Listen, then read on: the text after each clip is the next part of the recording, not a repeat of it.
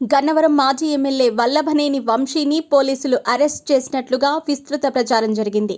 ఆయన కోసం 3 ప్రత్యేక బృందాలు హైదరాబాద్లో గాలించాయి. అయితే ఆయన గన్నవరంలోనే ఉన్నట్లుగా తెలియటంతో పోలీసులు వెంటనే అదుపులోకి తీసుకున్నారని చెప్పుకున్నారు.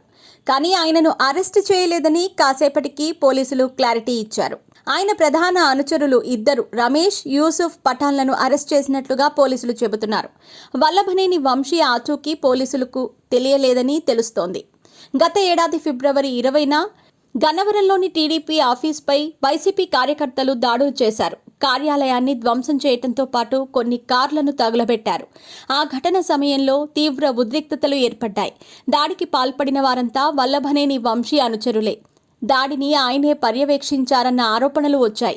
అయితే అప్పట్లో పోలీసులు టీడీపీ కార్యకర్తలపైనే కేసులు పెట్టారు. టీడీపీ నేత పట్టాభిరామ్ను కూడా అరెస్ట్ చేశారు.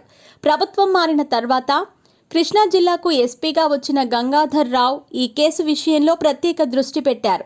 కృష్ణా జిల్లా కొత్త ఎస్పీ గంగాధర్ రావు ఈ కేసుపై ప్రత్యేకంగా దృష్టి సారించారు.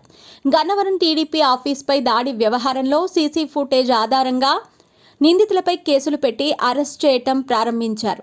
ఈ క్రమంలో 71వ నిందితుడిగా వల్లభనేని వంశీని చేర్చారు. ఇప్పటికే పలువురిని అరెస్ట్ చేశారు. వారంతా జైల్లో ఉన్నారు. వంశీని అరెస్ట్ చేసేందుకు కొద్ది రోజులుగా ప్రయత్నిస్తున్నారు. వైసీపీ ఓడిపోవటం, తాను కూడా ఓడిపోవటంతో వంశీ ముందు జాగ్రత్తగా విజయవాడ నుండి వెళ్లిపోయారు. ఆయన అమెరికాలో ఆశ్రయం కోసం ఇప్పటికే ఏర్పాట్లు చేసుకున్నట్లుగా గతంలో ప్రచారం జరిగింది. గన్నవరం టీడీపీ ఆఫీస్పై దాడి ఘటనలో వరుసగా వంశీ కీలక అనుచరుల్ని అరెస్ట్ చేస్తూ వస్తున్నారు.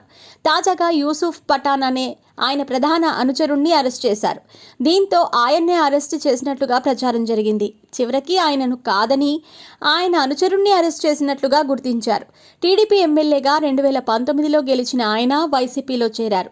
చంద్రబాబు కుటుంబంపై అత్యంత దారుణమైన వ్యాఖ్యలు చేయటంతో టీడీపీ నేతలకు టార్గెట్ అయ్యారు.